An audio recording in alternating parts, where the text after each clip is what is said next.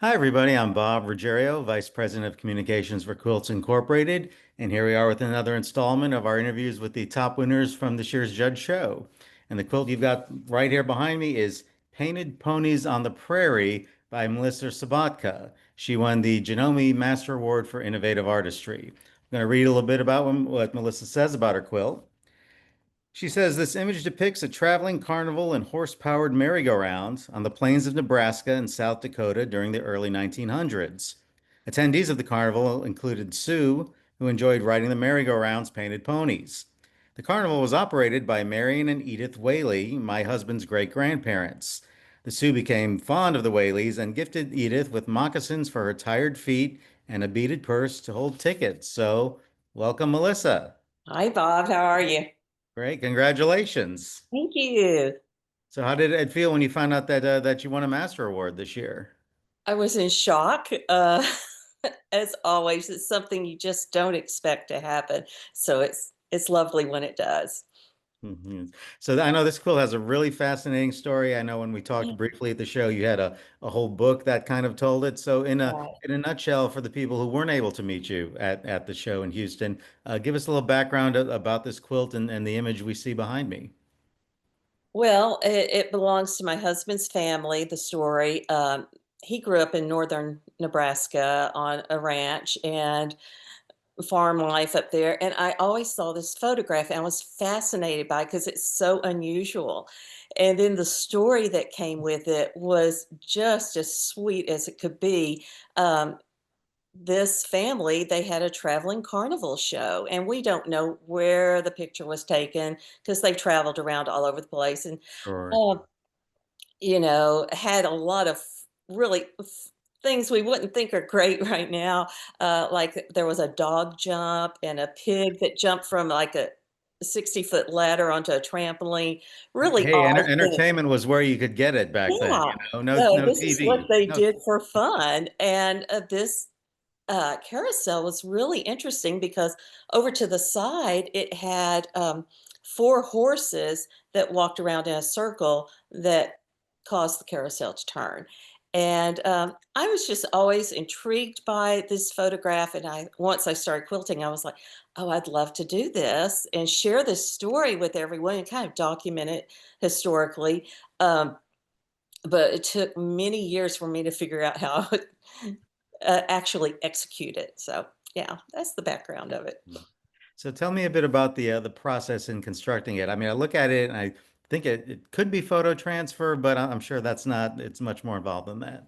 Well, like I say, it was a small photograph and 100 years old, so it was really in poor condition. I spent several years playing with it in Photoshop, and I took out a lot of things. I even took out people in the photo and added color to it and tried to enhance it to make it a little more accurate because my style of quilting is very photorealistic, and this is just very, very blurry, and that's hard to execute blur. Um, but once I got to a place where I thought, okay, maybe I've got something, I had it printed onto fabric. And then at the time I did it, they didn't have the wide fabric they Mhm. do now. So I had to do two running strips and piece them together. So don't look for the seam in it because it's running in there. But then I used my method of creating quilts, which is a raw edge applique. And it's just fused on there. And then I add inks and other things to make it look more realistic. But, yeah, so everyone who's in color on the front, that's all little tiny, tiny pieces of fabric that have been fused on Wow. there. So, yeah. And so when you completed it, I'm kind of curious what the reaction of your husband's family was to it. After I finished it, we took it up to Nebraska and showed the family, and, his mother is now 97 years old, the daughter of that little boy, and she was just delighted, and yeah, it meant a lot to him. I had several family members come up to me and say, "Thank you for doing this." Now, one thing you won't see from the front of the quilt, on the back, we had several other photographs of the carnival, and I printed those onto fabric, and I put them on the back side. So it's kind of like the backstory in case anybody ever wants to look at. I mean, it's not pretty; they're not great photos, but it's just to document it. So. Mhm. And tell me about that book that I saw you with at the show that kind of told the Well, story. it's a lot of those pictures, and I just put that together for the show because I always like it when the school children come and learn about the quilts, and it's a good way to kinda tell a story and let them see the without having to go lift up the back of the quilt and try and show them because it is heavy. So, yeah. Mhm. Was there anything, I don't know, either like funny or amusing or even weird that happened while you were making the quilt? No, not really. I when I start a quilt, I never know if it's going to work, and so and I think a lot of people feel that way. right, and so I knew this quilt was going to take a lot of time. So I started with just one person's face, and I was like, "If I can execute this and stand back and look at it and see it working, I'll attempt the whole thing." Because eventually it did take a whole year to get it done. Now, my husband did ask me you'll see some figures on there are still in black and white, and he came in and he said, "Why don't you do those in color too?" And I was like, "Do you want me to spend another whole year on it?" He's like, "No, no, no."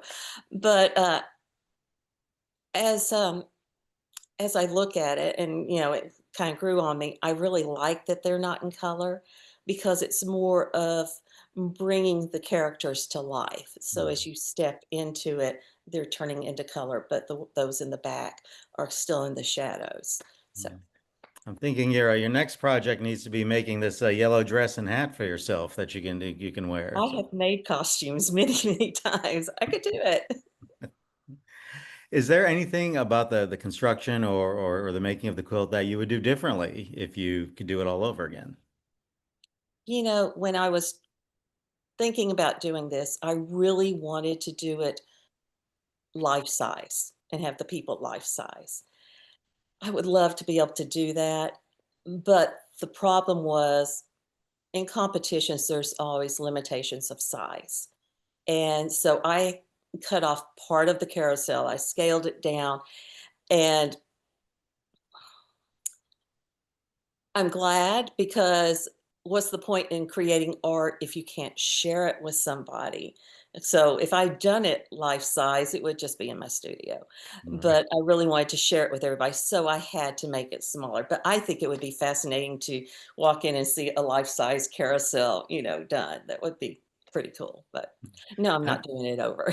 I know that when I was standing in front of the quilt during the show, I always enjoy when people come up and see something and they say, I can't believe that's a quilt. I can't believe Right. that's a quilt. So I think something like this really shows to somebody who's not familiar with quilting what the artistry is and Mhm. how it can go something beyond what people just think of as traditional quilts. Right, and when I do a quilt, I like to always choose something that's going to push me, uh, my skills, my patience, everything, and so that's, otherwise it just is boring when you're doing it, so Well, I've seen all your quilts and follow you over the years, and you're never boring. So, thank you.